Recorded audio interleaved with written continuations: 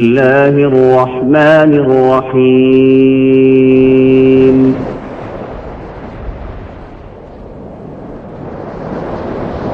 سنريهم آياتنا في الآفاق وفي أنفسهم حتى يتبين لهم أنه الحق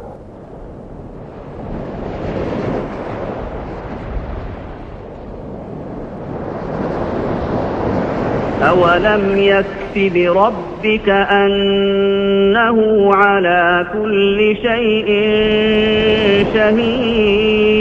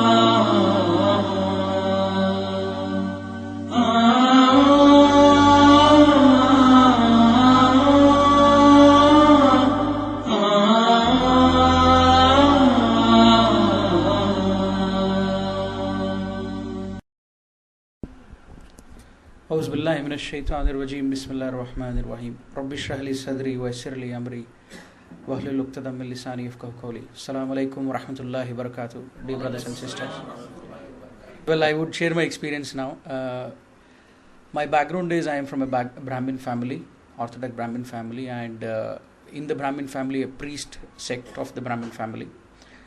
And I never dreamt I'll be Muhammed Umar one day, and I never wanted to be, even to know what is Islam is all about. And we were born and brought up in Mysore, but we started, my higher studies in Bangalore.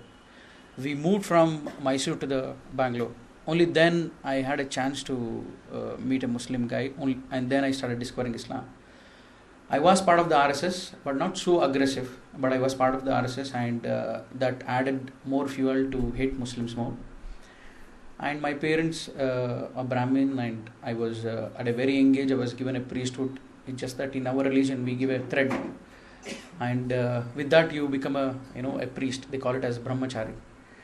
So I learned whatever rituals of Brahmins at the age of I think 13 or 14 from my maternal uncle. And then for my diploma, I had to come here to Bangalore. And when we reached Bangalore, my parents found in Bangalore just that only working will not help us to grow. They wanted to do some kind of a business.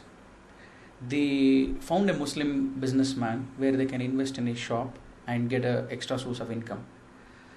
And they wanted someone from the family to manage that particular investment in a shop. And his shop is still running in Vijayanagar and Chickpet and everywhere. So he agreed for no profit, nothing, and he gave it in a nice way. And my parents were very impressed with him, and they started talking about him at home. And they wanted me to go and take care of this particular investment which we have done. I was not prepared for it. I used to tell them that I can work anywhere else, but not with a Muslim. I don't like to work with a Muslim.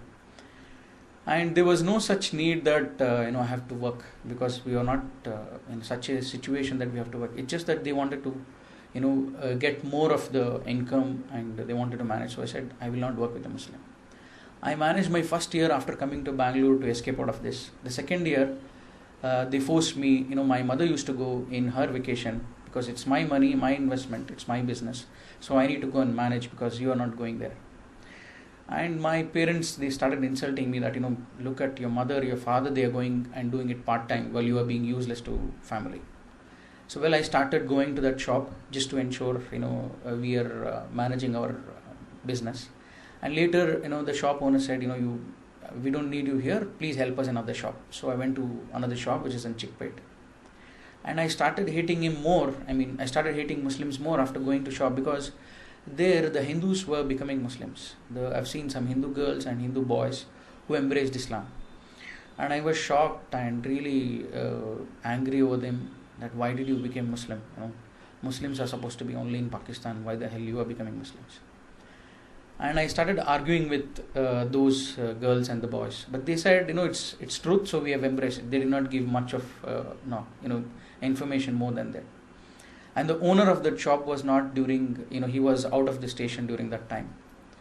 And I wanted to know why they embraced Islam, and I wanted to tell them that you don't have the knowledge of Hinduism, because you are from non-Brahmin sect, and we Brahmins are proud Hindus, and I will share the knowledge of Hindus so that you leave this Islam. And I started arguing with them, and he gave me a Quran translation of Abdullah Yusuf Ali. He said, you can read this, and if you have any questions you can ask us, no problem. So I started reading Quran. Meanwhile, I also started analyzing Hinduism with much more consciousness than what I did previously. I analyzed few so-called gods as per Hindu beliefs, and afterwards I concluded that Hinduism is actually some imaginary or something false belief. It's not making sense for me. Few I would share. One is I was a part of RSS member, and Ram Bhagwan was naturally much more dear to anything else. So I started analyzing about Ramayana and Ram, how his life was. He is born to a king, Dashrath, and due to some misunderstanding in the family, he is sent to forest for 14 years. And during these 14 years, there is a villain called Ravana. He plans to kidnap Sita. But all this plan is happening while Rama is not even aware of this. And I was shocked. How can a villain plan to kidnap a god's wife, and God is not aware of this? How is this possible? And even further, what happens is, he comes and he makes the plot in a very nice way. I'll become a deer.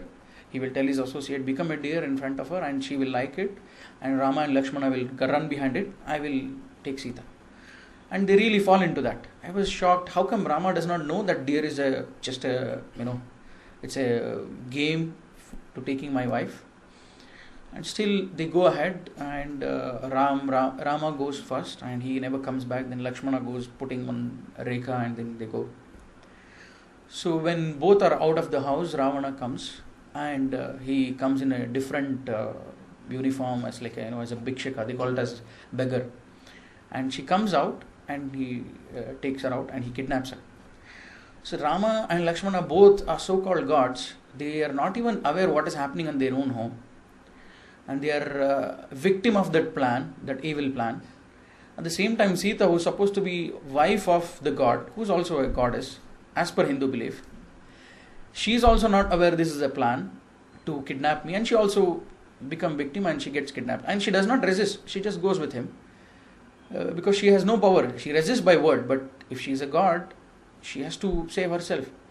Then I started thinking, how can such character of Ram, Sita, Lakshman, all this be a god? How can I agree that they are gods? When they are not able to save their own family and themselves, how will they save me and my family? If God cannot know what are the evil plans done by the villains and the evil people, how will he know what's happening in the world? Well, I was very disappointed, but I thought, we have about crores of gods, so somebody will save me to argue with these guys. And I went and checked Ganesha's history. I used to be a favorite, one of the biggest mushrik you can call it, during that time, going in temples and singing songs, praising for him. I was so favorite for the temple people as well.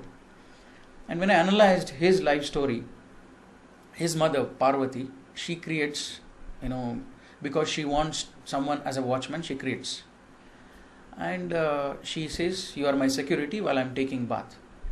I was not able to understand again that why, Parvati, who is the most powerful God's wife, and they call it as Shiva, the most powerful God's wife, does she need a security? That's again a question mark. Then he is created, and Ishvara is, her husband is out. As per Hindu belief, he is the the super power god. He comes back home and he asks, who are you? I'm surprised again that how can the creator of this entire world ask, who are you? In his own home, what is happening, he does not even know. So what will he know my problems? His wife has created a person as a security and he himself does not know. And he comes to his home and to surprise, he'll ask, who are you? So I was again shocked and said, okay. And still he wants to go inside, and Ganesha resists that my mother is taking bath, I cannot let you, this is my duty.